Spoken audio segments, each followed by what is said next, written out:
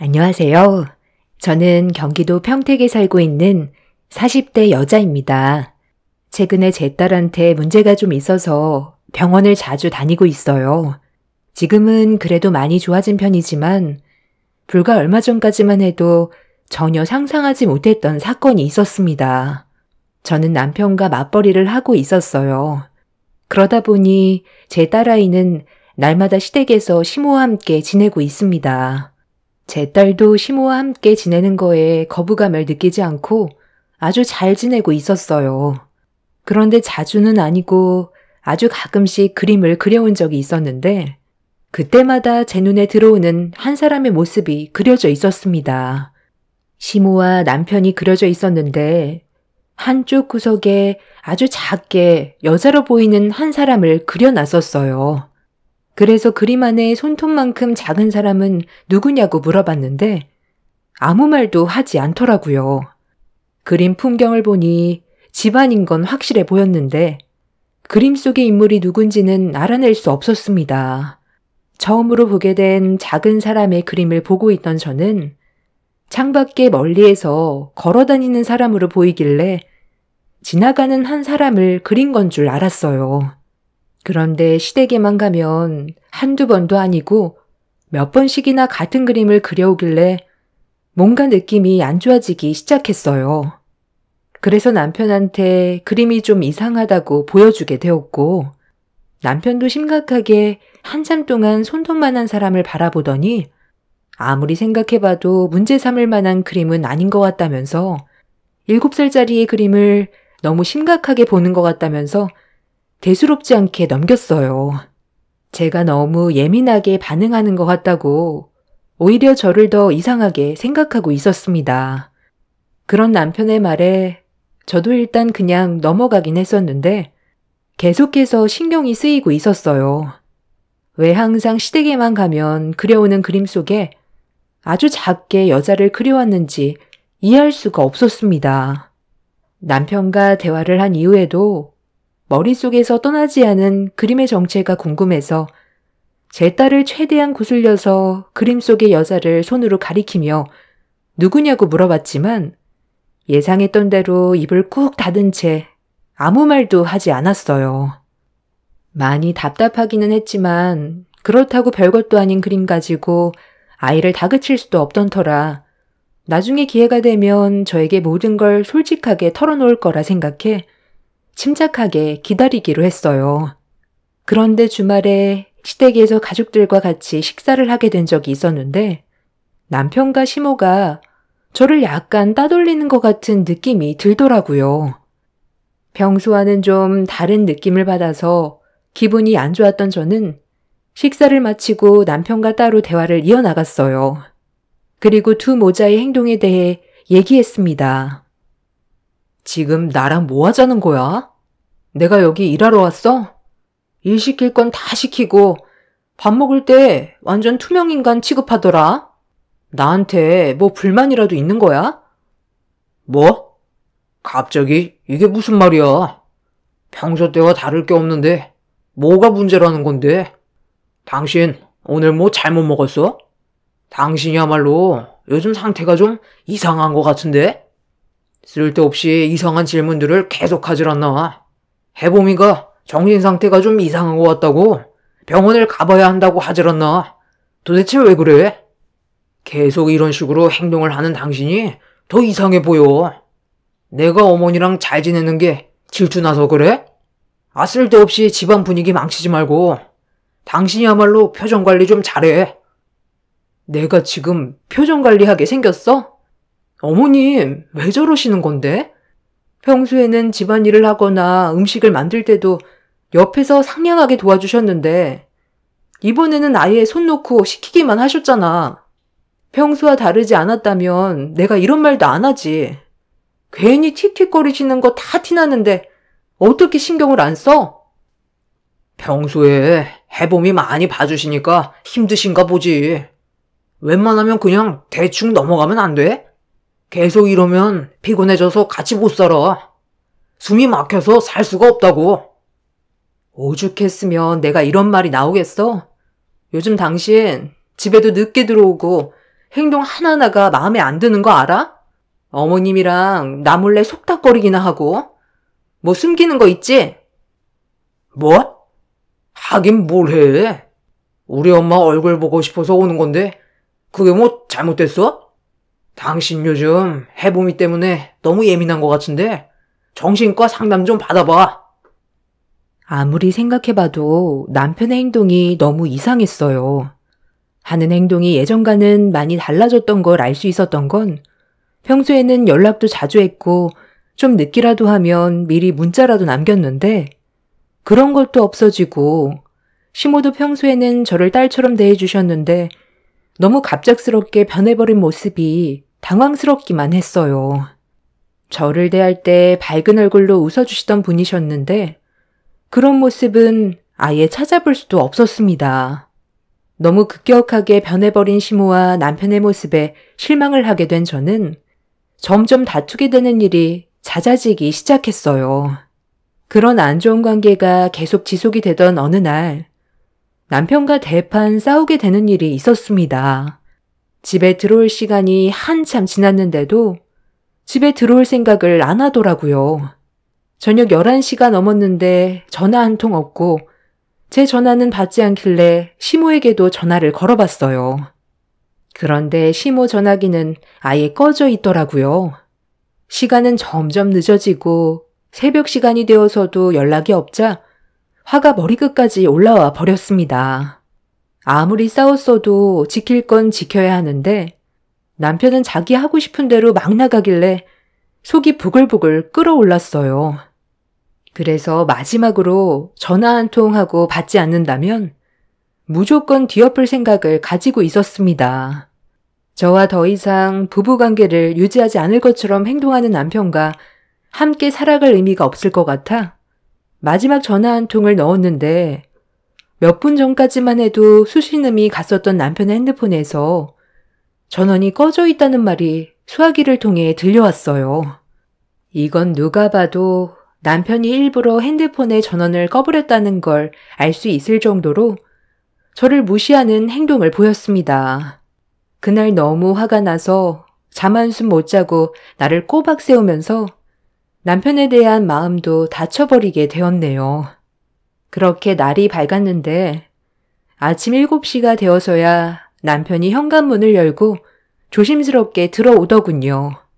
문틈으로 얼굴을 들이밀자마자 거실 테이블 위에 올려져 있던 두루마리 휴지를 남편을 향해 냅다 던져버렸어요. 제가 깨어있을 거라곤 예상하지 못했는지 깜짝 놀란 얼굴로 저를 바라봤어요. 너는 도대체 뭐 하는 놈이야? 지금까지 연락 한 통 없이 어디서 뭘 하다가 이제야 기어 들어오는 건데? 얼굴이 완전 녹초가 돼서 당장 쓰러질 것처럼 헬쑥해졌네. 솔직하게 얘기하지 않아도 돼. 하는 꼴을 보니 나 말고 다른 여자와 바람난 것 같은데 여자 촉은 못 속이는 거 알지? 그래서 지금 할 거 다 하고 이 시간에 들어온 거야? 무슨 말이야? 어제 술을 너무 많이 마셔서 엄마 집에서 자고 온 것뿐이야. 내가 아무리 당신과 싸웠어도 바람은 안 피우지. 옷만 갈아입고 나갈 거야. 할 말 있으면 이따 저녁에 얘기하자. 당신이랑 지금 말싸움할 힘도 없거든. 오늘만큼은 나 좀 내버려두면 안 돼? 집에 어떻게 왔는지도 모르겠다. 나 이렇게 사는 거 이제 지쳤어. 변해버린 당신 모습 감당하고 싶지 않아. 그러니까 우리 여기까지만 해. 내가 저번에도 말하지 않았나? 계속해서 이런 식으로 행동하면 우리 관계 회복될 수 없으니까 조심해달라고 했잖아. 그런데 너는 내 말을 무시했고 나랑 함께 살 의지가 없어 보이니까 여기까지만 해. 지금 하는 말 진심인데 내 말 무시하는 거야? 오늘은 당신이 해봄이 어머님 댁에 데리고 가. 나 오늘 출장 있어서 지금 바로 나가봐야 돼. 남편은 제가 머리끝까지 화가 올라온 걸 알면서도 대꾸조차 하지 않고 무시를 하고 있었어요. 도대체 무슨 이유 때문에 급격하게 변해버렸는지 설명도 해주지 않고 자기 멋대로 행동하는 모습에 질려버려 더는 함께하고 싶지도 않았습니다. 그렇게 제 딸을 남편한테 맡긴 뒤 서둘러 출장을 떠났고 일을 하러 나가면서도 남편과의 관계에 대해 진지하게 고민을 해봤지만 상황이 좋아질 것 같지가 않아 이혼을 거의 확정 지었어요. 저를 사랑하지도 않는데 굳이 구걸하면서까지 남편과 함께 살고 싶지 않았습니다. 그렇게 힘든 출장을 마친 뒤 가고 싶지 않은 시댁으로 향했어요. 제가 집 앞에 서 있자 시모가 제 딸을 현관문 밖으로 데리고 나왔습니다. 시모도 저를 상대하고 싶지 않았는지 눈도 안 마주치고 그냥 현관문을 닫아버렸어요. 남편과의 관계에 대해서 얘기를 좀 하려고 했는데 말할 틈도 주지 않고 제 딸을 무슨 짐 다루듯이 떠밀길래 기분이 많이 상했었지만 어차피 남편과 이혼 결정한 거 저도 상대하고 싶지가 않았네요. 그냥 집으로 돌아와 짐을 정리하고 딸과 함께 저녁을 챙겨 먹은 뒤 잠깐 쉬고 있었는데 딸이 평소에 가지고 다니던 스케치북이 눈에 들어왔어요. 최근에 남편과 시모 때문에 제 딸을 제대로 신경을 써주지 못해 잠깐 잊고 있었던 그림을 확인해 보려고 스케치북을 열었는데 항상 그리던 똑같은 그림과는 전혀 다른 그림을 그려놓았는데 작게 그려놓은 여자가 안 보이고 집안의 풍경만 보이길래 작게 그린 여자는 어디 갔냐고 물어보니 아빠랑 할머니랑 비밀놀이하고 있어서 여자는 그리지 않기로 약속했다며 이상한 말을 늘어놓았습니다. 딸의 말을 듣자마자 뭔가 느낌이 안 좋았던 저는 딸이 평소에 좋아하는 간식을 건네주면서 조심스럽게 대화를 이어나갔는데 하루 동안 딸이 시댁에서 생활하면서 있었던 일에 대해 설명하는 순간 경악을 금치 못했습니다. 전혀 예상하지 못했던 전개가 펼쳐져 버려 너무 큰 충격을 받았어요. 그동안 제가 딸에게 정신적인 상처를 준 것 같아 마음이 찢어질 정도로 아파졌고 분노를 참지 못한 상태로 그날 집과 2시간 거리인 친정에 딸을 맡긴 뒤 시댁으로 향했습니다. 그렇게 정신없이 시댁에 도착해 현관문 앞에 멈춰선 뒤 초인종을 누르려는데 그 순간 충격적인 소리를 듣게 되면서 온몸이 얼음처럼 굳어버렸어요. 시댁에서 울려 퍼지는 소름 돋는 목소리에 들어갈 용기가 나지 않았어요. 눈앞에 펼쳐진 광경을 목격하게 되면 엄청난 정신적 충격에서 빠져나오지 못할 것 같아 너무 두려웠는데 남편의 목소리가 현관문 틈 사이로 새어 들어왔습니다. 시모와 둘이서 나누는 대화 소리는 인간이 할 짓이 아니었어요. 제 딸에게 비밀놀이라고 얘기하면서 그동안 저질렀던 행동은 인간으로선 도저히 용납이 되지 않는 행동이었습니다. 더 이상 참아봤자 달라지는 건 없었기 때문에 현관문을 열고 급습을 하자 시모와 남편이 그 자리에 멈춰서서 온몸이 굳어버린 채로 저를 바라보고만 있었는데 남편의 품에는 태어난 지 얼마 되지 않았던 아이가 안겨 있었어요. 이게 비밀놀이였어? 그래서 내 딸을 그렇게 힘들게 했던 거야? 어떻게 당신이 나 몰래 이런 말도 안 되는 일을 저지를 수가 있어? 그 아이 당장 안 내려놔? 당신이 이 시간에 여긴 왜 온 거야? 내가 다 설명할 테니까 일단 진정 좀 하고 자리에 앉아서 얘기해.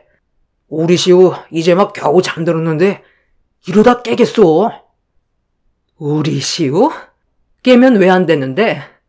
내 딸한테는 그런 씻을 수 없는 상처를 줘놓고 그 아이는 상처받으면 안 돼? 애 엄마 어디 갔어? 당장 내 앞에 세워놔. 얘, 너 조용히 하지 못해? 내 아들이 방금 말했잖아. 우리 손자가 겨우 잠이 들었는데 너 때문에 깨버리면 또 언제 재우라는 거야? 조용히 말해도 되잖니? 그 입 찢어버리기 전에 다물어. 너희가 내 딸한테 한 짓을 생각하면 이 집을 불질러버리고 싶을 정도로 화가 나는데 지금 겨우 참고 있는 거 안 보여? 비밀놀이? 내 딸한테 비밀놀이라고 얘기해놓고 저기 있는 작은 창고에서 나오지 못하게 만들었다며? 배고프다고 하면 먹을 거 집어넣어주고 내가 오기 전까지 처박아 놨다면서. 창살로 되어 있는 저 창고에서 혼자 있는데 얼마나 무서웠으면 애가 말도 못하고 정신 상태까지 이상해졌겠냐고. 네가 사람이야? 어떻게 애 아빠라는 사람이 저 좁은 창고에 내 딸을 넣어놓을 수가 있어? 그녀는 어디 있어? 당장 내 앞으로 나오라고 해. 너 죽고 나 죽고 오늘 아주 다 끝장을 낼 줄 알아. 제가 두 모자에게 이성을 잃을 만큼 분노를 하게 된 이유는 제 딸에게 저질렀던 행동 때문이었어요. 사건의 발단은 제가 그동안 아이를 돌보다가 회사를 복귀하게 됐는데 그때부터 저희 집과 가까운 시댁에 맡기게 되었고 시모가 어린이집에 데려다 준 뒤 끝나면 데리고 오는 시기였어요. 그런데 이런 상황에서 남편이 저 몰래 다른 여자를 만나고 있었던 거였고 아직 어려서 남편이 바람 피우고 있다는 사실을 전혀 인지하지 못한 제 딸은 남편과 시모가 시키는 대로 행동했던 거였어요. 남편과 눈이 맞은 상간녀가 제 딸이 방 안에서 돌아다니는 게 꼴보기 싫다고 안 보이는 곳으로 치우라고 하자 두 모자가 제 딸을 밖이 보이는 창고에 가둬둔 거였습니다. 그림 그리는 걸 좋아했던 딸에게 스케치북 하나 던져주곤 제가 올 때까지 창고에 계속 넣어둔 거였어요. 화장실 갈 때 빼곤 음식 먹는 것까지 창고에서 해결을 했던 거였죠. 창고 문이 빗살문으로 되어 있어서 거실 풍경이 보이는데 한쪽 구석에 자리 잡혀 있던 창고라 제 딸은 그 안에서 가족들이 왔다 갔다 하는 그림을 그렸던 거였어요. 그리고 거실을 활보하던 상간녀에 대한 안 좋은 기억으로 남아버린 딸은 멀리에 보이는 상간녀를 아주 작은 여자로 스케치북에 그림을 그려넣은 거였습니다.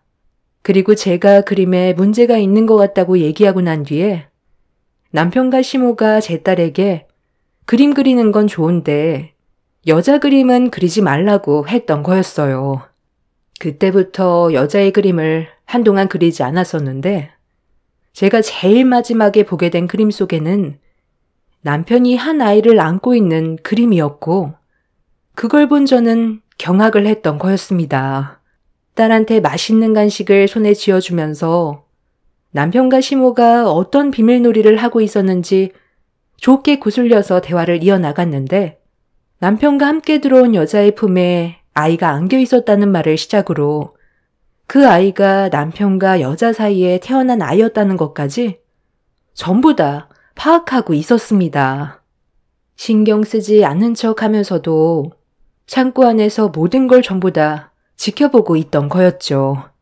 그런 말을 제 딸에게 들었을 때 제 속이 어떻게 안 뒤집어질 수 있겠어요. 그렇게 남편과 시모에게 목소리 높여 난리를 치자 2층에서 짜증 섞인 여자의 목소리가 들려왔습니다. 전원주택에서 살던 시모는 2층이 보수 공사를 하고 있어서 올라가지 못하게 했었는데 왜 그랬었는지도 뒤늦게 알 수 있었네요. 아니, 1층이 왜 이렇게 시끄러워? 여보! 여보! 내가 우리 시우 겨우 재웠다고 깨지 않게 조심하라고 했잖아. 이때 놓치면 하루 종일 쉴 틈 없는데 어머님도 조용히 좀 해달라고 했잖아요. 너냐? 나 몰래 이놈이랑 바람 피운 게 너야? 오늘 잘 걸렸다. 그동안 이 인간들이 나를 왜 투명인간 취급하나 했는데 이 집에 네가 살고 있었냐? 저번에 내가 2층에 올라가려 했는데 어머님이 강하게 막더라니. 보수공사 중이라 위험하다면서 끝까지 올라가지 못하게 하길래 내가 다칠까봐 걱정돼서 그러는 줄 알았더니 네가 2층에서 생활하고 있었던 걸 걸릴까봐 그게 두려워 숨기고 있었던 거야? 그런데 이거 어쩌냐? 벌써 너희 존재를 다 알아버렸는데 오늘 다 같이 죽어보자. 당장 안 내려와? 너까짓 게 감히 가정이 있는 사람을 건드려? 너 때문에 내 딸이 창고에서 하루 종일 처박혀 있었던 걸 생각하면 피가 거꾸로 솟아올라. 아니 저 여잔 또 언제 왔대? 여보, 저 여자 왔으면 나한테 인기척이라도 해줬어야지. 그래서 뭐 어쩌라는 건데? 지금 상황 파악이 전혀 안 돼? 여기에 너 편이 있을 것 같아? 이미 나는 이 집의 며느리로 인정받으면서 살아가고 있어. 며느리로 인정받아서 2층에 몰래 숨어 살고 있었냐?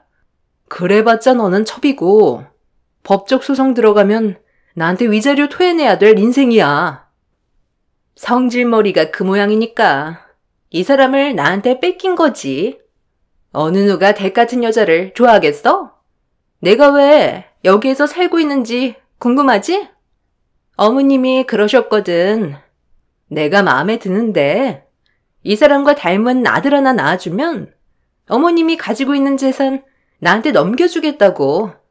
딸인지 아들인지 확률은 50대 50이니 안 해보는 것보다 해보는 게 훨씬 더 이득이잖아. 그래서 어머님 부탁대로 이 사람과 댁몰래 따로 만나면서 서로 뜨겁게 알아갔고 좋은 관계를 유지하다 보니 자연스럽게 잠자리까지 이어지게 됐네. 그리고 계획했던 대로 임신까지 하게 됐는데 어머님이 그렇게 원하시던 아들까지 낳았지 뭐야. 그러니 내가 안 이쁘겠어? 반대로 댁은 이제 짐스럽게 느껴지겠지. 결혼 초부터 아들 손자를 원했었다며. 그런데 딸 하나 낳고 둘째 계획은 아예 세우지도 않았다면서? 그러니 어머님 속이 안 뒤집어지겠어? 댁은 며느리로서 실패작이니 조용히 물러나지 그래. 어차피 이제 같이 살지도 못할 텐데. 나랑 비빔밥처럼 섞인 걸 알면서도 이 남자랑 같이 할 수 있겠어? 어차피 이혼 얘기도 나왔다면서. 이래서 다들 나한테 갑자기 차갑게 대한 거였구나. 그래도 그렇지. 어떻게 자기 딸을 창고에 넣어둘 수가 있어? 이렇게 된 이상 내가 순순히 이혼해 줄 것 같아? 절대 못 해주지. 니들 잘 되는 꼴 절대로 용납 못하지. 나와 내 딸이 받은 상처 그대로 돌려줄 테니까 각오 단단히 해. 너까짓 게 감히 내 인생을 망쳐? 당장 이리 안 와? 상간녀가 남편의 아이를 출산했다는 말을 들었을 땐 이미 저는 제정신이 아니었어요. 자기가 승자라는 듯 저를 내리깔아 보고 있는 상간녀에게 달려들어 머리채를 잡아 사정없이 흔들어 버렸습니다. 시모는 난리치는 저를 말리려고 안간힘을 썼지만 이미 저는 통제불능이었어요. 제 딸이 받았던 상처가 너무나도 컸기 때문에 눈앞에 보이는 상간녀를 갈갈이 찢어놔야 했어요. 그리고 저를 뜯어 말리던 시모 또한 마찬가지로 용서가 되지 않았습니다. 그렇게 한바탕 난리를 친 뒤 상간녀와 시모를 만신창이로 만들어 놓은 다음 상간녀에게서 태어난 아이를 안고 있는 남편을 노려보자 움찔거리면서 뒷걸음치던 남편이 아이는 잘못이 없다면서 접근하지 말라고 했지만 이미 이성을 놓은 상태였던 터라 무작정 남편한테 돌진을 해버렸어요. 남편은 아이를 안은 채로 도망을 치더니 아이를 상간녀에게 건네주더라고요. 시모와 상간녀는 경찰을 부르겠다면서 2층 방으로 올라가 버렸습니다. 남편과 단둘이 남게 된 저는 사정없이 뺨에 손을 올려 붙였어요. 남편은 기분이 풀릴 때까지 자기를 때리라며 온몸으로 저를 막고 있었습니다. 그날 남편에 대한 원망과 배신감에 결국 오열을 하게 되었고 그런 저를 바라보던 남편은 제가 아닌 2층으로 올라간 상간녀와 둘 사이 아이를 사랑한다면서 이혼을 해주겠다며 위자료까지 전부 다 해결해주겠다고 조용히 사라져달라는 말을 꺼냈어요. 남편과 함께 살아온 세월이 10년 가까이 됐는데 한순간에 모든 게 무너져 내리는 순간이었고 남편의 멱살을 잡곤 어떻게 그럴 수 있냐고 통곡을 하게 되었습니다. 그렇게 한바탕 난리를 치고 난 뒤 온몸에 힘이 빠진 상태로 다음날 이혼 도장 찍으러 가자는 말 한마디 던진 뒤 비틀거리며 시댁을 나왔어요. 집으로 돌아가는 동안 멈추지 않는 눈물에 운전을 제대로 할 수가 없어 갓길에 차를 세운 다음 한참 동안 오열을 한 뒤 친정으로 돌아가게 되었네요. 친정 부모님도 남편이 다른 여자를 만나 아이까지 출산했다는 걸 제 입을 통해 듣게 되자 분노하신 아빠는 남편을 절대로 가만두지 않겠다며 옷을 챙겨 입으시길래 다음날 이혼할 거라고 아빠를 진정시켰어요. 어차피 아빠가 가봤자 혈압만 오르고 달라지는 건 아무것도 없다고 제 선에서 해결한다는 말씀을 드린 뒤 방으로 들어왔네요.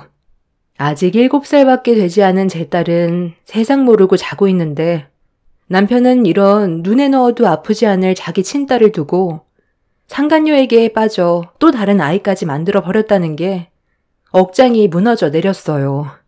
제가 임신 계획을 안 세우려고 했던 게 아니라 출산 이후 몸 상태가 많이 안 좋아져서 검사를 해보니 자궁근종이 발견돼 아이를 가지기가 힘들었던 건데 이런 저를 이해해주지 못한 두 모자한테 너무 큰 실망을 했어요. 그리고 저를 그동안 속으로 어떻게 생각하고 있는지도 알 수 있었습니다. 아이를 가지지 못한 제가 상당히 마음에 안 들고 불만이었겠죠.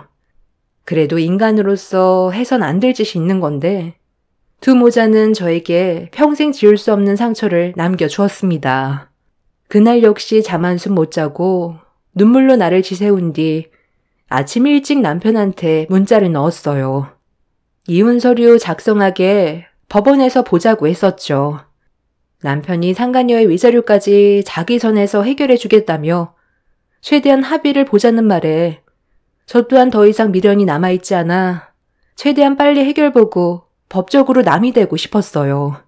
그런데 남편은 그날 문자를 계속 넣었는데도 연락이 오지 않았어요.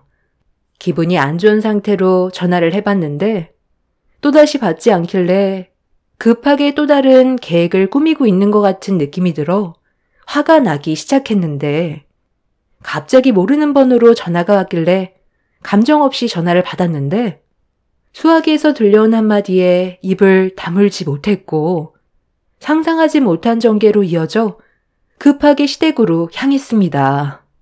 그리고 눈앞에 펼쳐진 광경에 입을 다물지 못했어요. 두 모자와 그리고 태어난 지 얼마 되지 않았던 아이랑 상간녀가 한날 한시에 세상을 떠나버렸습니다. 어떻게 된 상황인지 전혀 파악을 하지 못한 저는 담당 형사에게 물어보니 가스보일러 연통이 막혀서 일산화탄소 중독 사고로 숨을 거두게 된 것 같다는 충격적인 말을 듣게 되었습니다. 전원주택 특성상 바닥 냉기가 쉽게 올라와 태어난 아이가 추울까봐 보일러를 틀었는데 여기서 문제가 생긴 거였어요. 보일러를 작동시키기 전에 미리 연통 청소를 하고 점검을 했어야 했는데 사고를 미리 예방하지 못한 시모는 결국 모두 참변을 당하게 되는 사고를 만들게 된 거였습니다. 불과 몇 시간 전까지만 해도 한바탕 난리를 쳤던 인간들이었는데 한날 한시에 숨을 거두게 된 모습을 보니 너무 당황스러웠어요. 두 모자와 상간녀가 떠난 건 정말 잘된 일이었지만 태어난 지 얼마 되지 않았던 아이까지 떠나버렸다는 건 안타까운 일이었습니다. 그 아이한테는 죄가 없었는데 시기가 안 좋아서 꽃도 피워보지 못한 채 떠나버려 마음이 안 좋더군요. 결국 갑작스럽게 두 모자의 장례가 진행되었고 상간녀는 그 집안 식구들이 아이와 함께 장례를 치르게 되었습니다. 상간녀의 가족들도 뒤늦게 유부남과 살림 차린 걸 알고 고개도 못 들더군요. 5년 전에 저를 딸처럼 대해주셨던 시부가 사고로 돌아가셨을 때는 눈물이 마르지 않을 정도로 슬펐는데 두 모자가 떠날 때는 눈물 한 방울 나오지 않더라고요. 그만큼 제가 받았던 상처가 깊었기 때문에 슬픔이 없었겠죠. 두 모자가 이렇게 세상과 작별하게 될 줄 알았을까요? 사람 인생이라는 게 참 허무한 것 같아요. 잠깐 왔다 가는 인생 서로 사랑하고 아껴주는 걸로도 모자랄 시간인데 왜 이렇게 한심한 짓을 하고 떠났는지 모르겠어요.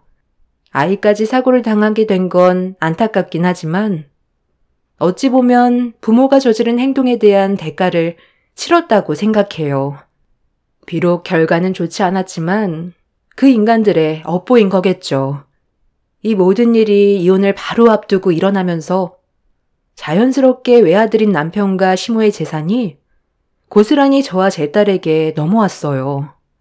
생명보험도 저 몰래 몇 개를 들어놨던 건지 남편에게 7억과 시모에게 3억이 나왔습니다.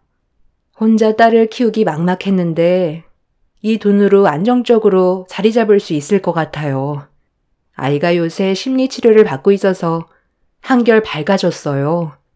아빠 없이 꿋꿋이 잘 커지는 딸에게 미안하기도 하고 고맙기도 하네요. 앞으로 제 딸과 행복한 날들만 펼쳐졌으면 좋겠습니다. 날씨가 많이 추워진 만큼 여러분들께서도 안전점검에 더욱더 신경 쓰셔서 미연의 사고를 방지하시길 바랍니다. 제 사연 들어주신 분들 감사합니다. 안녕하세요. 어렸을 적부터 부모님은 제가 항상 남들 앞에서 겸손하고 검소하길 바라셨습니다. 그런 배움들이 인생을 살아가면서 많은 도움이 되었고 지금까지도 변함없이 부모님과의 약속을 지키며 살아가고 있습니다. 그리고 배려심 많고 저를 진심으로 사랑해주는 사람을 만나 지금까지 잘 지내오고 있었고 시부모님 또한 좋으셔서 결혼 생활은 순탄했었어요. 그런데 평탄했던 제 삶에 예상치 못한 문제를 맞닥뜨리게 되었습니다. 시동생이 결혼할 여자를 데려왔는데 예비동서의 겉으로 보이는 모든 행동들이 상당히 걱정스러웠어요. 평범한 성격을 가지고 있는 여자가 아니라는 걸 시댁의 인사를 오면서부터 단번에 알 수 있었지만 사람마다 성향도 다르고 한 번 보고 모든 걸 판단하기에는 그 사람에 대해서 알고 있는 게 많지 않기 때문에 일단 묵묵히 그 모습을 지켜보고만 있었습니다.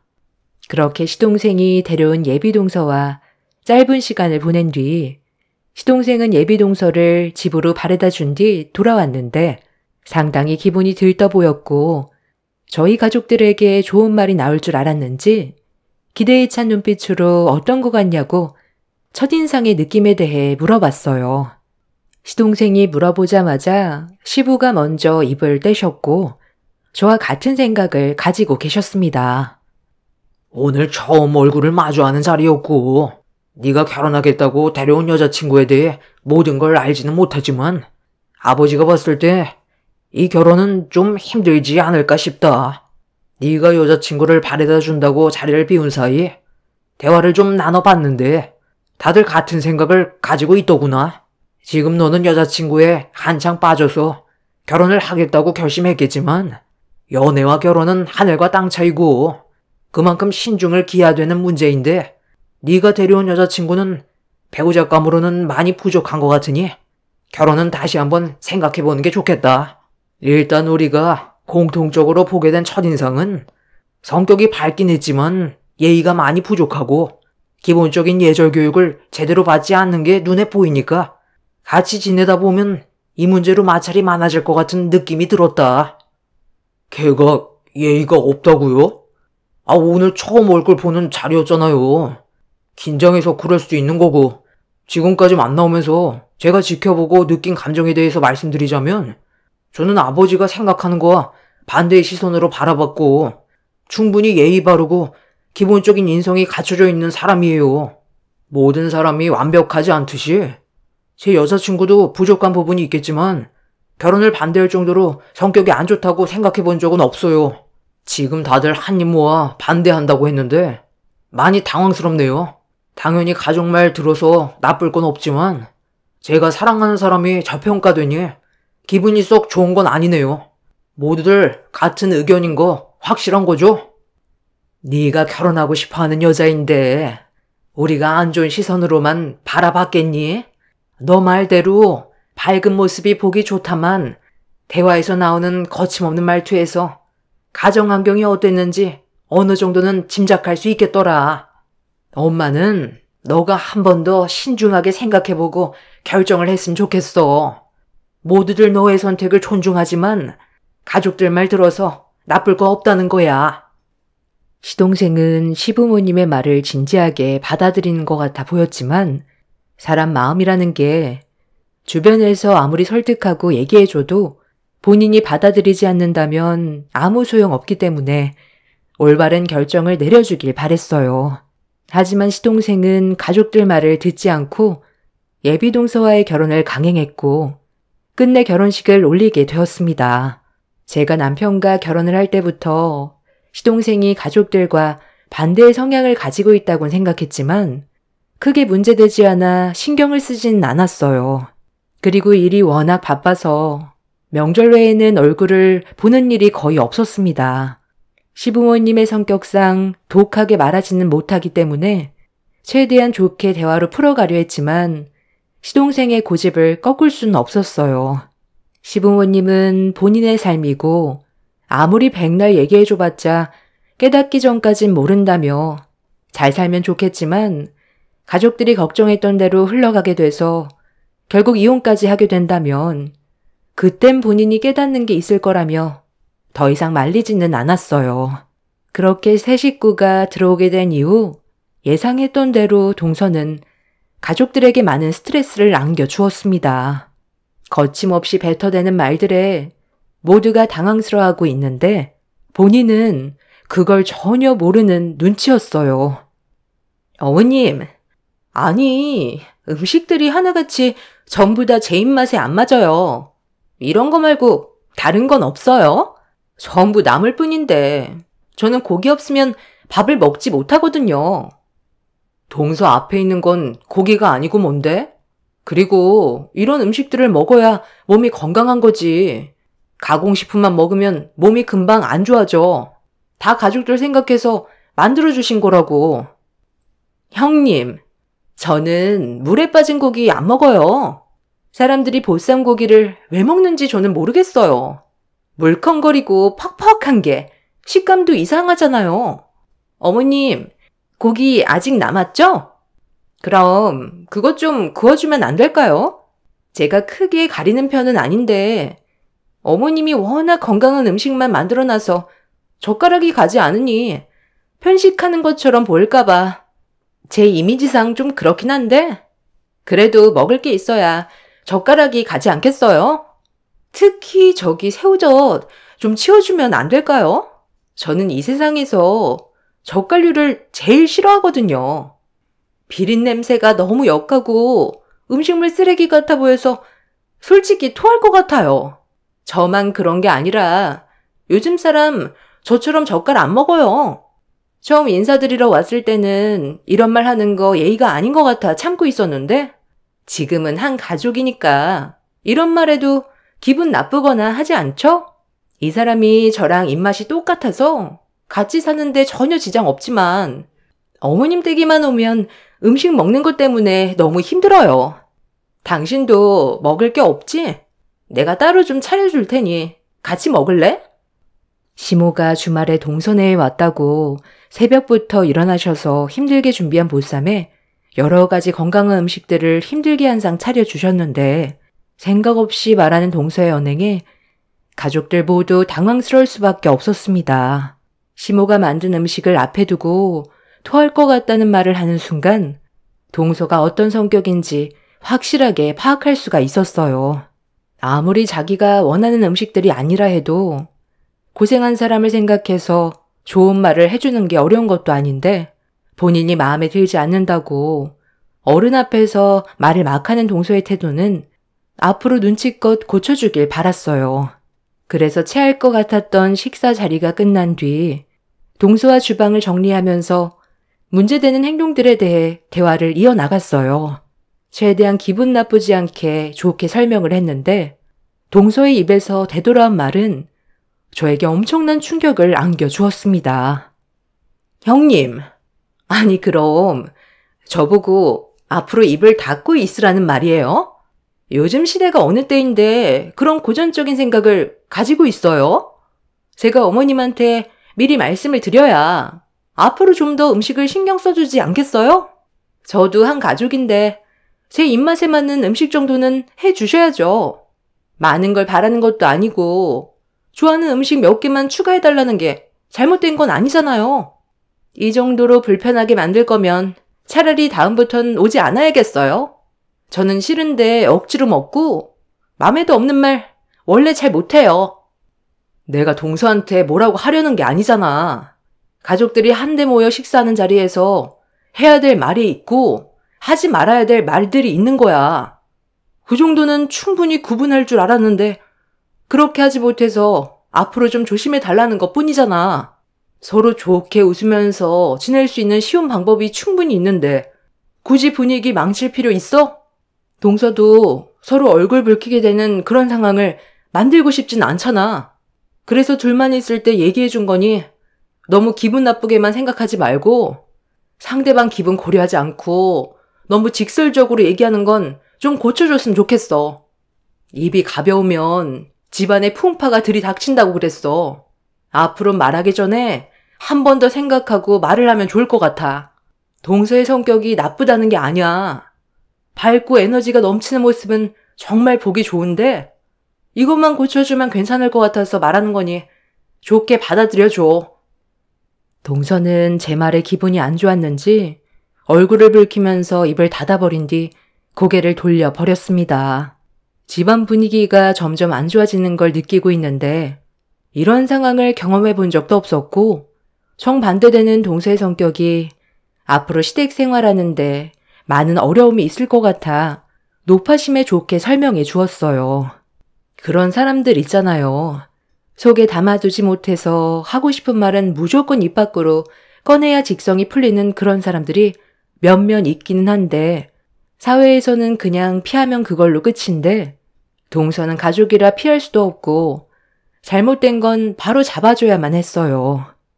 하지만 이 문제는 쉽게 해결될 수 없다는 걸 시간이 지날수록 느끼게 되면서 저도 모르게 거리를 두기 시작했습니다.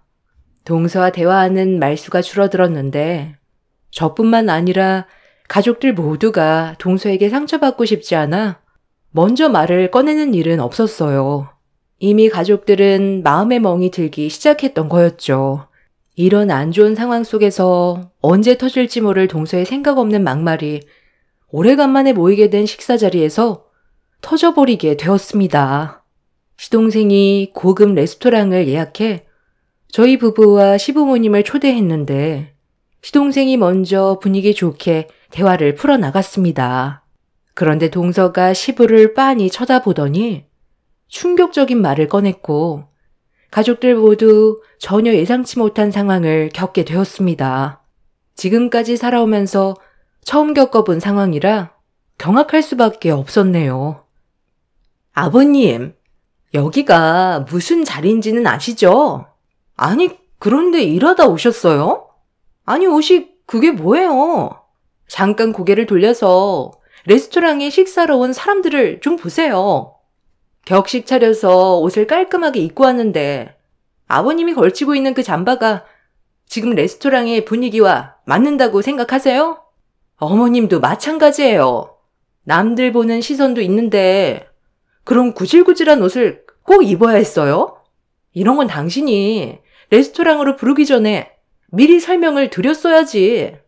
쪽팔려서 고개를 못 들겠잖아. 당신 집안 못 사는 형편도 아니라면서. 그런데 이게 뭐야? 저런 옷을 입고 나오면 사람들이 우리를 무시할 거 아니야. 내가 옷은 그 집안의 재력이 얼마나 되는지 남들에게 보여주는 용도이고 무시당하지 않기 위해 필수적으로 갖춰야 될 기본이라고 했잖아. 혹시라도 아는 사람이 이 레스토랑으로 들어오면 내가 얼마나 쪽팔리겠어. 아, 그러게. 내가 그 말을 한다는 걸 깜빡했네. 나는 두 분이서 알아서 깔끔하게 차려입고 나오실 줄 알았지. 당신이 좀 불편하더라도 오늘은 그냥 넘어가자. 뭐? 그냥 넘어가자고? 내가 이런 거에 얼마나 예민한지 알고 있지? 아, 형님이랑 아주버님도 마찬가지예요. 저희가 자주 얼굴 보는 것도 아니고 이 사람이 힘들게 고급 레스토랑 알아봤으면 그만큼 신경 써서 나와야죠. 어떻게 걸치고 있는 것들 중에 명품 하나가 없는 거야? 찢어지게 가난한 것도 아니잖아요. 동서, 말이 좀 심하네. 정말 해도 해도 너무한 거 아니야? 오래간만에 모인 자리에서 말을 꼭 그렇게 해야 돼? 내가 저번에도 좋게 얘기했을 텐데. 아, 그만해라. 기분 좋게 나와서 얼굴 붉혀야 되겠니? 새며느리 너도 어른들 앞에서 말을 좀 가려서 하면 좋겠구나. 남들 시선이 뭐가 그렇게 중요하니? 네가 생각하는 만큼 남들은 남 별로 신경 안 써. 사람이 검소할 줄 알아야지.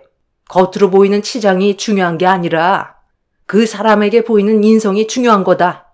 그럼 다른 것들은 굳이 명품을 두르지 않아도 빛나 보이는 거란다. 지금 여기 레스토랑에 나온 사람들 아무도 우리를 신경 쓰지 않는데 네가 외적으로 예민하니까 그렇게 느끼는 것뿐이야. 너 내가 뭐라고 그랬냐? 결혼은 신중해야 될 필요가 있다고 했지? 이 상황에 자기 마누라라고 편을 들어주면 우리 입장은 뭐가 되겠어? 너도 재수 씨랑 같이 살다 보니 정신이 어떻게 된 거 아니냐? 재수 씨, 적당히 좀 하세요. 가족들이 좋게 얘기하면 눈치가 있어야지. 재수 씨 때문에 집안 분위기 자꾸 초치는 거 안 느껴져요? 아니, 제가 뭘 어쨌다고 그래요? 저는 말도 못해요? 말하라고 입이 달려있는 건데 다물고 있으라니? 아, 정말 너무들 하시네. 나 기분 나빠서 같이 못 있겠어. 이래서 내가 오기 싫다는 거야. 어떻게 사람이 하고 싶은 말을 하지 않고 살아? 나도 최대한 조심한다고 하는데도 욕을 먹는 거면 차라리 얼굴 안 보고 지내는 게 낫겠어. 아, 정말 다들 왜 그래? 내가 오늘 이 자리 만들려고 몇 달 전부터 레스토랑 예약한 건데 그냥 대충 넘어가도 될 일을 그게 만들어야 되겠어? 아, 다들 이럴 거면 그냥 가요. 이 사람이랑 단둘이 식사할 거니까 마음 맞는 사람들끼리 가서 식사하라고요. 틀린 말 한 거 하나도 없구만. 성격들 참 요상들 하시네. 남편은 동서네의 막말에 화가 많이 났는지 더 이상 상대조차 하고 싶지 않다면서 자리에서 일어났고 시부모님을 모시고 밖으로 나갔어요. 저도 남편의 뒤를 따르려고 자리에서 일어났는데 동서내외는 전혀 신경을 쓰지 않고 때마침 나온 음식에만 집중을 하고 있길래 그 모습을 보고 그냥 넘어갈 수가 없었어요. 동서가 지금까지 어떻게 살았는지 내가 전부 알 순 없지만 하나를 보면 열을 난다고. 진짜 너무 실망스럽다. 그리고 같은 어머님 뱃속에서 나왔는데 두 형제가 이렇게까지 다를 줄 몰랐는데 서방님도 진짜 그러는 거 아니에요. 동서 편에서만 얘기하면 시부모님이 얼마나 서운하시겠어요? 서방님도 우리 가족이 그렇게 창피해요? 아주 끼리끼리 잘 만났네요. 앞으로 둘이서 지지고 볶고 오래오래 행복하게 살아요. 어차피 자주 오지도 않는 거 그냥 둘이 늙어 죽을 때까지 쭉 살면 되겠네. 고작 시댁에 몇 년 일찍 들어온 주제에 어디서 지적질이야? 형님으로 대우해주니까 뭐라도 된 거 같아? 적당히 하고 식사 방해하지 말고 그만 나가주시죠. 동서가 뱉은 막말에 울컥하게 된 저는 물컵을 손에 들어 동서의 얼굴에 뿌려버리려는 순간 갑자기 시모가 레스토랑으로 다시 들어와 제 팔을 잡더니 제 손을 더럽히지 말라면서 시모가 제 손에 쥐어져 있던 물컵을 빼앗아 동서의 얼굴을 향해 세차게 뿌려버렸어요. 시모의 돌발 행동에 속수무책으로 당해버린 동서는 비명을 질렀고 시동생은 시모에게 소리를 지르며 화를 내자 레스토랑 안으로 다시 들어온 남편이 붉어진 얼굴로 시동생의 멱살을 잡았습니다. 남편은 어디서 어머니한테 인상을 쓰고 목소리를 높이냐면서 분노한 얼굴로 시동생을 노려봤어요. 뒤이어 들어온 시부가 남편과 시동생을 떨어뜨려 놓더니 시동생을 무섭게 쳐다보면서 한마디 하셨어요. 언제가 될지 모르겠지만 시부가 먼저 연락할 때까지는 찾아오지도 말고 연락도 하지 말라며 남편을 데리고 밖으로 나가버렸어요. 시모는 시동생에게 정말 많이 실망을 했다면서 저를 데리고 레스토랑 밖으로 나왔습니다. 동서가 처음 인사 올 때부터 느낌이 안 좋았었는데 결국 예상대로 흘러가 버렸고 시동생과의 사이도 심각해질 정도로 안 좋아져 버렸어요. 결국 그날 이후 가족들은 동서네와 연락을 끊어버리게 되었고 그날의 상처 때문에 힘든 시간을 보내고 있었는데 몇 달 뒤 예상치 못한 장소에서 동서와 얼굴을 마주하게 되었습니다. 저희 부부와 시부모님과 함께 가끔 있는 봉사활동에 참여하기 위해 아침 일찍 무료급식소에 찾아가 일손을 도왔어요. 그렇게 양껏 음식을 만든 뒤 배식 준비가 끝나서 식사를 하려고 찾아오신 분들을 한 분씩 안으로 모시고 있는데 외제차 한 대가 급식소 앞에 멈추더니 동서가 차에서 나왔습니다. 어머, 아니, 여기서 얼굴을 마주하게 될 줄 몰랐는데 급식 먹으러 오셨나 봐? 형님, 거지 근성은 집안 내력이에요? 아니, 돈 몇 푼 아끼겠다고 여기까지 와서 밥을 먹어요? 기름값이 더 나오겠네. 뭐야? 오늘 온 가족이 전부 날 잡고 왔나 봐요? 아무리 공짜가 좋다곤 하지만 없는 사람들도 아니고 있는 사람들이 무료급식 먹는 건 너무한 거 아닌가? 레스토랑에 있을 때도 그렇고 이 집안 왜 이렇게 쪽팔리는 집만 골라서 하는 거야? 아빠, 그냥 나 차 안에 있으면 안 돼? 오늘 여기 오기 싫었단 말이야. 저 사람들한테 꼭 배식하는 걸 도와줘야 되는 거야? 저 사람들 손이 없는 것도 아니고 알아서들 퍼 먹겠지. 차라리 나 차에 있을 테니 아빠만 잠깐 얼굴 비추고 나와요. 이런 걸 꼭 해야 되는 거야? 저 사람들 공짜라고 달려들어 먹는 거지. 고마운 거 하나 모르는 사람들이라고. 노력 없이 먹으니 맨날 노숙 생활이나 하고 이른 나이에 할 생각도 없으니 이 나라가 제대로 돌아가겠어? 저 사람들 입에 들어가는 음식이 아깝다. 가서 박스라도 좀 주라고 해. 너는 제발 그 입 좀 다물면 안 돼? 오늘 이 자리가 얼마나 중요한 자리인지 몰라서 그래. 보는 사람들이 얼마나 많은데 아빠 난처하게 만들 거야? 아이쿠, 사돈분들 여긴 또 어떻게 알고 오셨어요? 이번은 저희 몇몇 회사가 주최해서 무료급식을 추진하게 됐는데 봉사하러 오실 거라곤 전혀 예상하지 못했네요. 아, 저희야 매번 주기적으로 급식소가 열리면 봉사를 해왔었기 때문에 이번에도 당연하게 했을 뿐입니다. 바깥 사돈께서 이번 무료급식을 주최하셨다고요? 아, 네.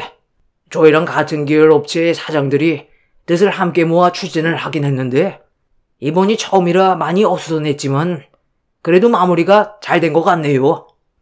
아빠, 나 얼굴 비쳤으니까 이제 그만 가봐도 되는 거지? 여기 와서 할 일도 없는데 굳이 끌고 와서 왜 이렇게 나를 귀찮게 만들어? 나 오늘 술 약속 있다고. 자네 왔는가? 내가 일찍 좀 서두르라고 했는데 왜 이렇게 늦은 거야? 다른 업체 사장들은 아침 일찍 와서 음식 만들고 배식까지 전부 다 끝냈는데 자네는 이런 모임이 있을 때마다 늦는다니까? 이 정도 일에도 마음이 안 맞는데 앞으로 큰일을 같이 할 수 있겠나? 자네가 잘나서 지금 그 위치에 있는 게 아니라고 내가 몇 번을 얘기했을 텐데 아직까지도 그 오만함을 버리지 못한 거야. 자네는 일은 똑부러지게 잘하는데 남을 배려하는 건 아직 한참 멀었구만. 저도 한 업체의 대표라서 일이 바쁘니 빨리 오려고 노력을 했는데도 이 시간이 되어 버렸네요. 다음번엔 좀 더 신경 쓰도록 하겠습니다. 다른 업체 사장들은 시간이 많아서 새벽같이 와서 음식 준비했겠나? 나는 시간이 남아도는 줄 알아? 봉사할 때마다 이런 식의 태도를 보이는데 내가 언제까지 눈 감아줄 것 같나?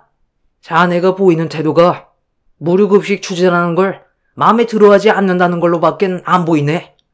이럴 거면 그냥 끝내는 게 낫지.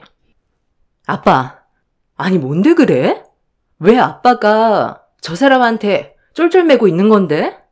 저 사람이 아빠보다 높은 위치에 있는 거야? 이봐요. 저희가 여기 오고 싶어서 온 줄 알아요? 가뜩이나 무료급식 추진하는데 돈 나가서 기분 안 좋고 우리 아빠가 여기 오는 동안 안 그래도 한풀이를 그렇게 하시던데 그쪽 때문에 상황이 이렇게 된 거네요.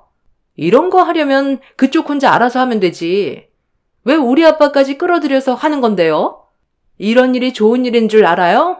거지 같은 저놈들 입에 밥 쳐넣어줘 봤자 고마운 줄 모르고 돈만 버리게 되는 거라고요. 지들이 못나서 저런 꼴로 사는 걸 왜 우리가 도와줘야 돼? 돈 많으면 무조건 베풀어야 되는 건 아니잖아. 아빠, 가자. 저런 사람들과 엮이지 마. 야, 내가 방해할 거면 그냥 들어가 있으라고 했지?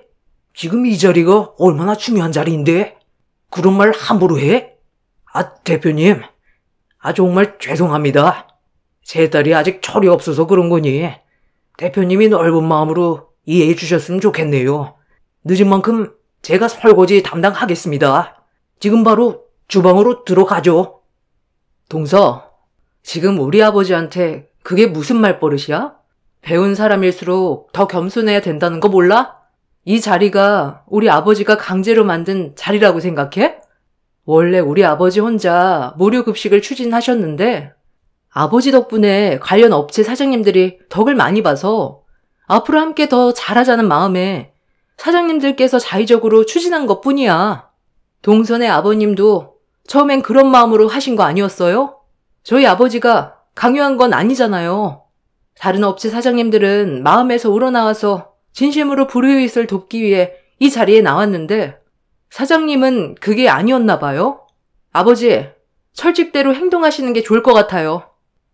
동서가 뭐라고 한 사람이 저희 친정 아버지라는 걸 알게 되자 얼굴빛이 하얗게 질리더니 말을 더듬기 시작했어요.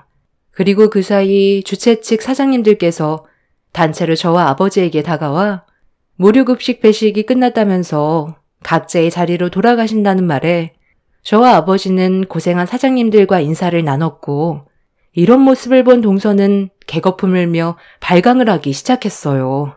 미리 알았더라면 생각 없이 말을 함부로 뱉진 않았을 거라고 했지만 이미 돌이킬 수 없을 정도로 상황은 심각해져 버렸죠. 아버지는 동선의 아버지와 다음 해에 있을 계약건에 대해 다시 생각해봐야 할 것 같다며 급식소 건물 안으로 들어가셨습니다. 배식을 마무리하신 엄마가 뒤이어 나오셔서 남편과 시부모님께 식사하시자는 말에 모두들 건물 안으로 들어갔고 저는 동서에게 딱 한마디 하고 등을 돌렸습니다. 사람이 살다 보면 당연히 실수할 수 있겠지만 잘못을 알고 있는지 모르고 있는지 그 차이는 엄청난 거야.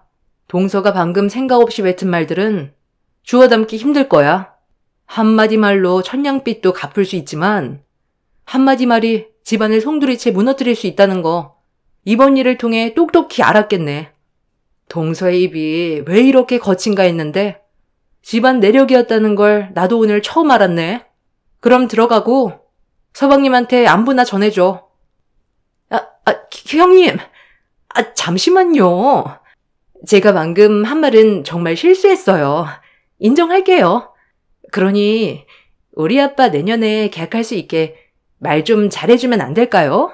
형님은 마음이 넓잖아요. 제가 생각 없이 말을 막 할 때가 있다는 거 그동안 봐서 잘 아시잖아요. 이번에 딱 한 번만 도와주세요. 저희 집안 힘들어지면 제가 지금 마음껏 누리고 있는 것들에도 제약이 따를 텐데 저는 그걸 원치 않는다고요. 제가 어떻게 하면 좋겠어요? 앞으로 시부모님께도 잘하고 집안 행사도 잘 참여할게요. 그러니 말씀 좀 잘 부탁드려요.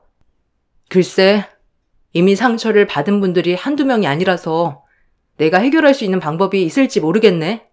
정말 다시 좋은 관계로 되돌리고 싶다면 행실부터 똑바로 하는 게 좋지 않을까?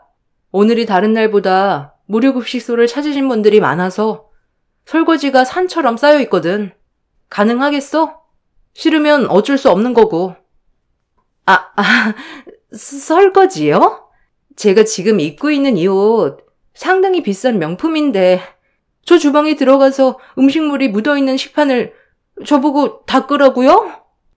머뭇거리는 동서 행동에 저는 고민도 하지 않고 등을 돌렸어요. 그러자 동선의 아버지가 당장 들어가서 설거지를 하라며 등을 떠밀었고 동선은 온갖 인상을 쓰면서 주방으로 들어가 동선의 아버지와 설거지를 시작하게 되었네요. 하지만 사람 본성 어디 가지 않는다고 몇 개 하다가 못해 먹겠다면서 식판을 내동댕이 치고 급식소를 뛰쳐나갔습니다. 동선의 아버지는 동서의 돌발 행동에 당황해선 저희들에게 죄송하다며 뒤따라 나갔고 그 모습을 지켜보고 있던 아버지는 마음이 완전히 닫혀버린 것 같았어요. 자식 하나 제대로 키우지 못했는데 어떻게 회사를 끌고 가겠냐면서 다음 계약은 이루어지지 않을 거라며 확실하게 못을 박으셨습니다. 저희 아버지는 제약회사 대표이시고 동선의 아버지는 저희 아버지 밑에서 생산된 약품들을 납품하는 업체입니다. 저희 아버지와 계약이 해지가 된다면 다른 업체를 찾아보겠지만 요즘 같은 불경기에 다른 회사와 계약한다는 게 쉬운 문제는 아니라 동선의 아버지는 지금 현재 이 상황을 수습하려고 동서를 저에게 계속 밀어보내고 있어요. 그리고 시동생 또한 심각성을 인지해서 좋게 풀어가려고 노력 중이지만 이 문제는 저희 아버지가 결정해야 될 사항이기 때문에 제가 손을 쓰기도 힘들지만 도와주고 싶은 마음도 없습니다. 새 식구로 들어온 지 얼마 되지 않은 동서가 집안을 쑥대밭으로 만들고 본인의 집안까지 무너뜨리게 만든 모습을 보니 좋게 받아줄 필요는 없을 것 같습니다. 들성부른 나무는 떡잎부터 다르다더니 동서의 인성이 바르지 못한 건 그 부모에게 잘못이 있다고 생각합니다. 자신의 잘못을 깨닫는다 해도 시간이 지나면 그때뿐일 겁니다. 시동생은 아직까지 정신을 차리지 못하고 동서 편을 들어주는 걸 보니 떼어낼 수 없으면 지금처럼 연락 끊고 이런 관계를 유지할 수밖에요.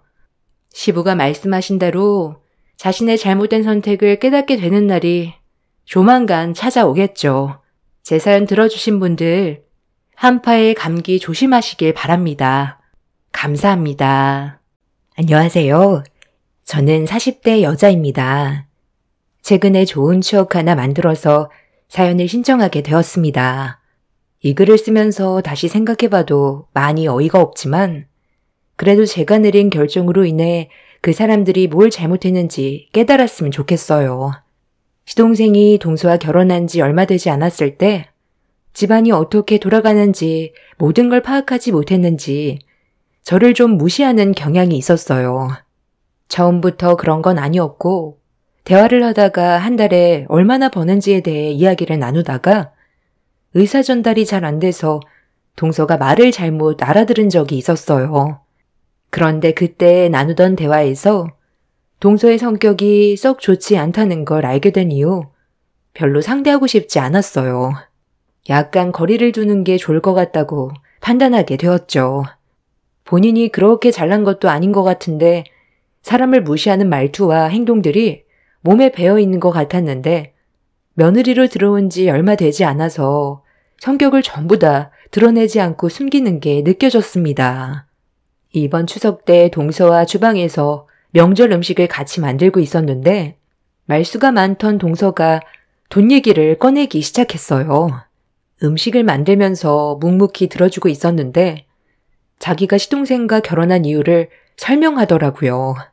매달 벌고 있는 월급이 좀 많아서 경제적으로 여유가 느껴져서 결혼을 선택하게 된 거라는 말을 꺼냈어요. 동서가 돈 때문에 결혼한 것 같은 느낌이 들길래 약간 속물처럼 보였죠. 시동생을 뒷배경을 보고 결혼한 것 같은 느낌을 받아서 아무 말도 하지 않았는데 저보고 한 달에 돈을 얼마나 벌고 있냐고 물어보길래 먹고 살 정도는 벌고 있다고 대충 말을 흘렸어요. 동서가 시댁 식구로 들어온 지 얼마 되지 않았었고 민감한 문제라 말수를 최대한 아끼려 했는데 음식은 만들 생각은 하지 않고 계속 집요하게 돈 얘기를 하길래 돈 얘기는 별로 하고 싶지 않다는 말을 꺼냈어요. 동서는 원하는 답이 나오지 않아서 기분이 많이 안 좋았는지 말수가 확 줄어들더니 묵묵히 음식만 만들었습니다. 굳이 동서가 물어보는 말에 제가 전부 다 답해줄 필요는 없다고 생각했는데 이걸 또 기분 나빠한 동서는 시모가 주방으로 들어오자마자 저와 가까워지려고 본인은 노력하고 있는데 저는 오히려 거리를 두는 것 같아 서운하다면서 불만을 털어놓고 있었습니다. 그때 동서에게 느낀 감정은 조만간 시댁 집안에 엄청난 폭풍이 휘몰아칠 것 같은 느낌이 들었습니다. 시모는 이제 막 한 식구로 들어온 지 얼마 되지 않은 동서 편을 들어주긴 했지만 시모도 동서의 행동에 약간 당황스러워하고 있었어요. 아무래도 제 눈치가 보였는지 자리를 피해버렸는데 남편이 주방으로 들어왔어요. 식사 준비가 언제 끝났는지 살펴보려고 들어왔다길래 음식 준비가 거의 다 되어간다며 남편과 대화를 나누는 모습을 뒤에서 지켜보더니 갑자기 남편한테 질문을 던지기 시작했어요. 재수씨, 그런 말은 실례 아닌가? 방금 한 질문에 대해선 굳이 설명해줄 필요는 없다고 생각하는데 그러는 재수씨는 얼마나 대단하길래 그런 질문을 해요? 아우, 아주버님, 너무 열을 올리신다. 궁금하면 물어볼 수도 있는 거죠. 저는 형님 돈벌이가 얼마나 되는지 궁금해서 물어본 건데 이게 화낼 문제예요?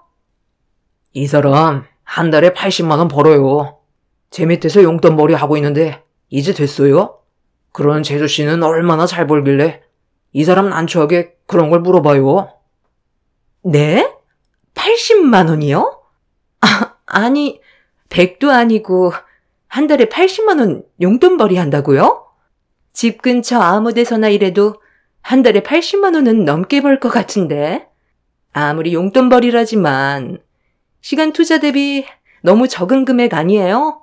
그래서 형님이 말을 아꼈던 거구나. 저는 돈을 꽤 많이 벌어서 숨기고 있는 줄 알았는데 그게 아니었던 거네요? 동서는 그래서 무슨 말이 하고 싶은 거야? 나에 대한 돈벌이가 동서한테 중요한 이유가 뭔데? 굳이 그걸 알아야 될 필요가 있어? 개인 집안 문제를 동서가 알아서 도움이라도 주려고? 서로 예민한 부분은 세세히 묻지 않는 게 예의지. 내가 대충 알기론 동서가 서방님과 결혼하자마자 사직서를 냈다면서? 그건 제가 그만두고 싶어서 사직서를 낸 게 아니에요. 다른 좋은 직장을 알아보려고 잠깐 쉬고 있는 것뿐이지만 그래도 회사 다닐 땐 형님보다 많이 벌었어요. 어찌됐든 지금은 일을 하지 않는 백수라는 거잖아. 서방님이 벌어는 돈으로 먹고 사는 거면 적은 돈이라도 용돈벌이로 하는 내가 더 나은 거 아니야? 전에 나보다 돈을 많이 벌었어도 동서가 지금은 백수인 것처럼 나도 그만한 이유가 있으니까 이 정도로 만족하면서 살고 있는 건데 너무 꼬치꼬치 묻지 마. 오늘 무슨 날인진 알고 있지? 아버님 시장하시겠다. 빨리 서두르자. 제가 한 말에 대해 기분이 많이 상했는지 동서는 표정 관리를 하지 못하고 있었습니다. 그래도 해야 될 말은 해야 앞으로 조심할 것 같아 솔직하게 동서의 행동에 대해 지적을 했어요. 그렇게 명절 이후 동서는 말수가 상당히 적어졌고 본인도 어느 정도 실수를 인정하는 것처럼 조심스럽게 행동하길래 저도 너무 선을 그은 것 같아 기분을 풀어주려고 먼저 말을 붙였어요. 동서가 꿍에 있으면 가족들 전체가 불편함을 느끼게 되고 그렇게 되면 안 좋은 일이 생기게 될까봐 손윗 동서로서 제가 먼저 다가갔어요. 몇 마디 붙이니 한동안 말수가 없었던 동서는 기분이 조금씩 풀리기 시작했는지 점점 말이 많아졌고 다시 밝은 분위기로 이어지는 줄 알았는데 그날 사람은 쉽게 변할 수 없다는 걸 알게 되었습니다. 그럼 오늘 형님이 용돈 받은 걸로 음식값 지불하는 거예요? 저보고 많이 먹으라고 했잖아요. 한 달 힘들게 일해서 벌은 돈으로 음식값 내기 쉽지 않을 텐데 나중에 저도 취직하면 그때 한 통 낼게요. 대신 그 전에 형님한테 빌붙어서 많이 얻어먹어야 되겠네. 80만 원 용돈이라고 했으니까 오늘 음식값으로 다 지불해도 되잖아요. 오래간만에 모인 자리인데 당신 또 왜 그래? 그냥 가만히 좀 있어. 좋은 분위기 다 망치게 생겼잖아. 형수님한테 무슨 불만 있어? 불만이 있는 게 아니라 여기 있는 음식 많이 먹으라잖아. 그 말이 뭐겠어? 형님네가 산다는 거잖아. 그래서 배 터지게 먹겠다는데 뭐 잘못됐어? 오늘 우리 가족 회식이잖아. 내가 형 회사에서 같이 일하고 있다는 거 모르는 것도 아니면서 굳이 그런 말을 해야 돼? 그냥 가만히 있으면 어련히 알아서 해줄까? 오래간만에 한자리에 모인 만큼 분위기 파악하고 입조심해야지. 당신 때문에 소고기가 어디로 들어간지도 모르겠어. 괜찮으니까 그만하고 식사하세요. 동서가 분위기 띄우려고 장난으로 했나 보죠. 설마 나쁜 뜻으로 그랬겠어요? 아버님, 어머님도 계시니까 넘어갈 수 있는 건 대충 넘어가요. 동서, 서방님이 우리 그이 회사에서 일 도와주고 있는 거 알지? 그래서 오늘 회사 회식인데 가족들끼리 따로 모여서 식사를 하기로 했던 거고, 오래간만에 동서 얼굴도 보고 해서 많이 먹으라고 했던 거니까 편하게 많이 먹고 가. 그런데 아직까지 취업 소식은 없는 거야? 동서 능력 된다면서. 한번 들어갈 회사 신중하게 결정해야지. 안 그럼 또 퇴사하게 되어 있어요. 전에 다니던 회사에서 세후 800만 원 정도 벌었으니까 형님의 딱 10배죠. 그런데 이번에는 세후 월 1000만 원 정도 맞춰서 들어가려고 신중히 알아보고 있는 중이에요. 제가 지금 백수라서 그렇게 아무것도 아닌 것처럼 보일지 모르겠지만 IT 업계에서 그래도 여자로서 꽤 인정받으면서 살아왔어요. 100도 못 벌어서 사람 취급 못 받는 형님과 저는 비교 자체가 안 된다니까요. 당신이 나를 무시하고 큰 소리 칠 정도의 위치는 안 된다고. 꼴랑 월 400 벌면서 800만 원 벌었던 나한테 어떻게 큰 소리 칠 수가 있어? 내가 요즘 가만히 있으니까 보잘것 없어 보이지? 월 100을 벌든 1000만 원을 벌든 1억을 벌든 그게 그렇게 중요해요? 재수 씨가 월 800만 원 벌었었고 잘 나갔던 건 가족들 모두 모르는 거 아니에요. 그래도 다른 건 몰라도 최대한 개념은 챙겼으면 좋겠네요. 저희 부모님 앞에서 계속 이런 식으로 행동하는 거 상당히 불편하고 이럴수록 만나기 꺼려져요. 또다시 분위기는 안 좋아지기 시작했고 남편과 동서는 점점 언성이 높아지기 시작했어요. 대화 도중에 충격을 받았던 건 저에게 100도 못 벌어 사람 취급 못 받는다고 저를 무시하던 동서의 모습을 보고 너무 당황스러웠어요. 추석 명절 때 입 조심하라고 그렇게 얘기했는데 한 번 터진 입은 좀처럼 가라앉지 않았습니다. 계속 이런 관계로 이어지다 보면 언젠간 서로에게 엄청난 상처로 돌아오게 될 것 같아 최대한 좋게 풀어가려 했는데 한 번 흥분한 동서를 좀처럼 진정시키기에는 어려움이 있었습니다. 점점 거친 말을 뱉어대는 동서 때문에 집안 분위기는 결국 순식간에 안 좋아졌어요. 불안해지기 시작했던 저는 동서한테 따로 얘기 좀 하자고 밖으로 불러낸 뒤 진지하게 대화를 이어나갔습니다. 동서가 뭘 잘못하고 있는지 전혀 파악을 하지 못하는 것 같아 설명해 줬어요. 도대체 뭐가 불만이야? 솔직하게 좀 얘기해봐. 생각은 하고 말하는 거지?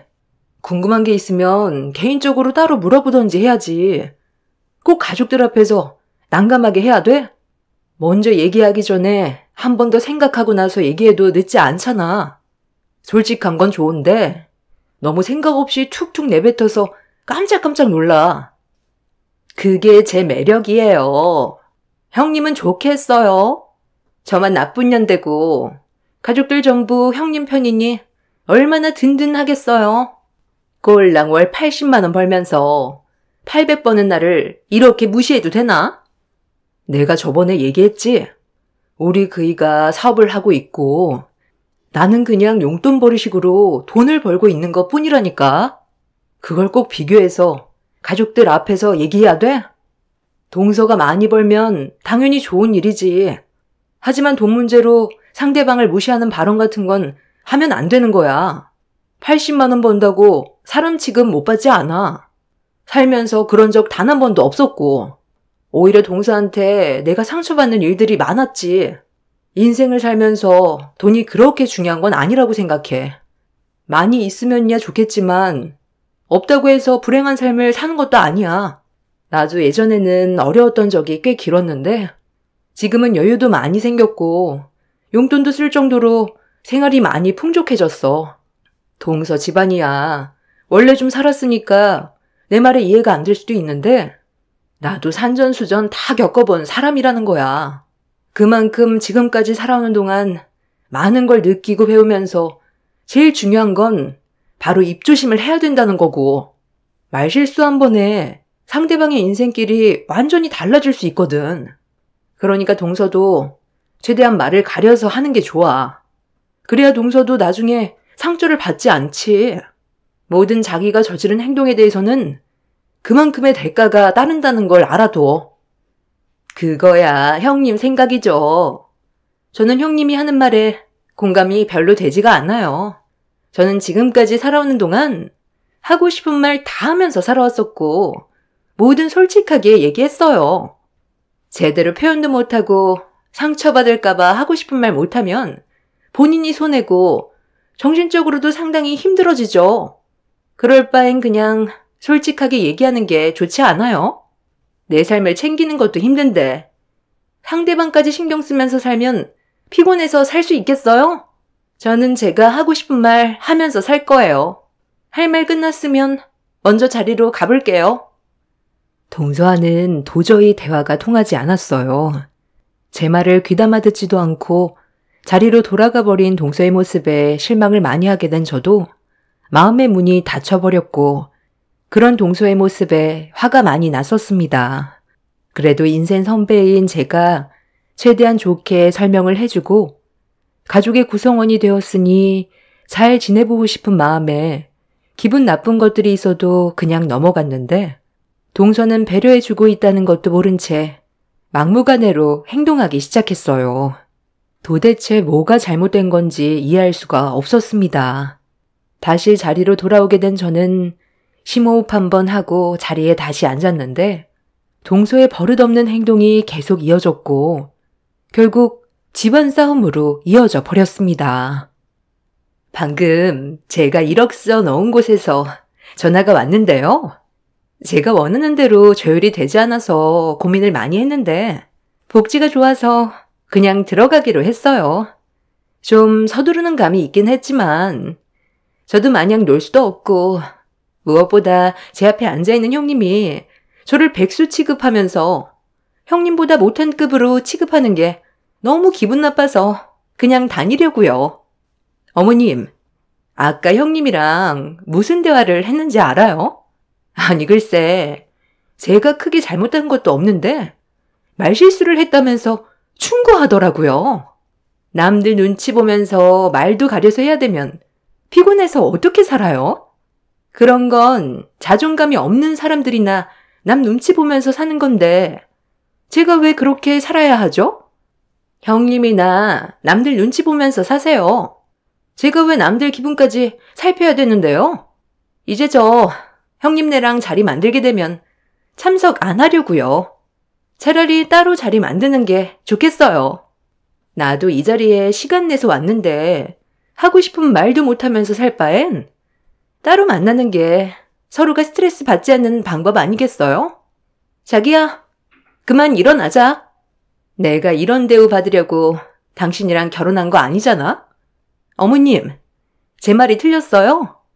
한번 말씀 좀 해보세요. 제가 뭘 잘못했는지 어머님도 모르시겠죠? 재수씨, 지금 어른들 앞에서 뭐 하는 거야? 이 사람이 좋게 얘기했으면 재수씨도 좋게 받아들여야지. 좀 전에 했던 말들이 그럼 잘한 행동이라는 거야? 형, 그렇다고 왜 화를 내고 그래? 솔직히 하고 싶은 말 할 수도 있는 거지. 우리가 눈치 보면서 말을 가려서 할 필요는 없는 거잖아. 내가 말은 안 했지만 이 사람이 명절 때 욕 먹고 나서 한동안 얼마나 힘들어했는지 알아? 그냥 좀 좋게 봐주면 안 돼? 여기가 군대도 아니고 왜 이렇게 하지 말라는 게 많아? 서방님, 이 사람과 제가 하는 말의 뜻을 모르는 거예요? 가족들이 있을 때 아무리 편해도 기본적인 태도와 상식적으로 문제가 되는 건 차라리 안 하는 게 좋은 거라고 얘기한 건데 그게 뭐가 잘못됐어요? 서방님이 동서 편을 들어주는 거 이해는 하지만 잘못된 건 확실하게 짚고 넘어가 주는 게 좋다고 생각해요. 좀 전에 동서가 나한테 하는 말 못 들었어요? 100도 못 벌어서 사람 취급 못 받는다고 했잖아요. 이게 동서가 나한테 해도 되는 말이라고 생각해요? 틀린 말이 아니니까 그런 거죠. 아주버님이 얼마나 짠돌이면 마누라 일 시키고 한 달 용돈으로 80만 원 주는데 당연히 사람 취급 못 받는 거죠. 저는 그렇게 보이는데요. 이 사람도 아주버님 회사에서 일하는데 받는 돈이 상당히 적은 것 같아서 솔직히 기분 별로 안 좋거든요. 이 사람도 동생으로 생각해 주지 않는 거겠죠. 회사 대표라는 사람이 가족들 먼저 챙기는 건 당연한 건데 최소 월 500은 맞춰줘야 되는 거 아니에요? 그리고 제가 아주버님이었으면 형님한테 한 달에 80만 원이 아니라 800만 원 맞춰줬을 것 같네요. 이렇게 해도 눈치 보이고 저렇게 해도 눈치 보이고 잔소리 할 거면 차라리 말을 시키지 말던지요. 아, 그래. 이번에는 네가 좀 예민했던 것 같다. 더 일이 커지기 전에 그냥 좋게 넘어가는 게 어떻겠니? 이러다 정말 집안 싸움 날 것 같구나. 어머니가 지금 재수 씨를 감싸고 둘 상황이 아니잖아요. 잘못한 걸 모르는 것도 아니면서 왜 재수 씨 편을 들어줘요? 어머니는 항상 보면 저희 편에선 한 번도 얘기해주지 않고 무조건 동생 편에서만 들어주는데 이거 정말 서운해요. 이런 자리도 만들고 싶지 않아요. 우리는 항상 베풀었는데 돌아오는 건 결국 이런 거죠. 앞으로 식사 모임 자리도 가지지 않을 거고 명절 때도 찾아뵙지 않을 테니까 동생이랑 재수씨 옆구리에 끼고 사세요. 저희 먼저 일어나 볼게요. 어머머머, 잘 됐네. 저도 얼굴 마주보고 밥 먹는 거 정말 불쾌했었는데 이참에 전부 영 끊어버리세요. 어머님, 제가 잘할게요. 저 이번에 다시 회사로 들어가면 어머님이 원하는 거 전부 다 해드릴 수 있으니까 저희랑만 지내요. 어머님도 저번에 저한테 그러셨잖아요. 형님 눈치 보여서 말도 제대로 못한다고요. 아주버님이 사업하면서 버는 돈으로 용돈 타서 쓰니까 하고 싶은 말도 못하고 있었죠? 제가 용돈 드릴게요. 그냥 인연 끊어버리세요. 스트레스가 만병의 근원이래요. 당신도 거지 같은 회사 때려치우고 당장 나와. 다른 곳에서도 그 정도 월급 충분히 받을 수 있잖아. 그렇게 사는 게 훨씬 속 편하지 않겠어? 말 나온 김에 내일 바로 나와. 나도 정말 더러웠는데 이참에 잘 됐네. 나 여기까지만 할게. 형 회사에 다니는 동안 정말 불만 많았거든? 월급도 쥐꼬리만큼 주고 나보다 늦게 들어온 직원들이 어떻게 나보다 월급을 많이 받을 수가 있어? 이건 너무 불공평하잖아. 차라리 다른 회사에 들어갈 테니까 내일 바로 대사 처리해줘. 서방님, 회사 다니면서 그렇게 상황 파악이 안 됐어요? 서방님이 우리 회사에서 제일 일 못해요. 다른 회사에 들어가면 이 정도 월급 맞춰줄 수 있을 것 같아요? 아무리 가족이라 해도 회사 안에서는 엄연한 규율이 있는 거예요. 다른 직원들이 월등하게 일을 잘하는데 서방님 월급만 올려주면 직원들이 뭐라고 생각하겠어요? 경쟁에서 이기려면 먼저 열심히 해야죠. 어느 정도 손에 익숙해졌고 월급도 때 되면 알아서 나오니까 시간만 때우고 퇴근하잖아요. 저희가 안 보는 것 같아도 뒤에서 모든 걸 다 보고 있어요. 회사 안에서는 눈과 귀가 있는데 어떻게 서방님 월급만 올려줄 수 있겠어요? 퇴사하겠다고요? 그렇게 하세요, 그럼. 과거에 어떻게 살아왔는지는 생각도 못하고 지금 현재 배가 불러서 우리한테 상처 준 거 평생 가지고 갈 거고 퇴사하는 순간 절대로 다시 받아주지 않을 거예요. 시아버지는 저희 부부와 동선의 눈치를 보느라 아무 말도 못하고 있었고 시모는 저희 편에 서서 한마디 얘기해주지도 않고 모든 잘못이 저희 부부한테만 있다고 동선의 편을 들어줬어요.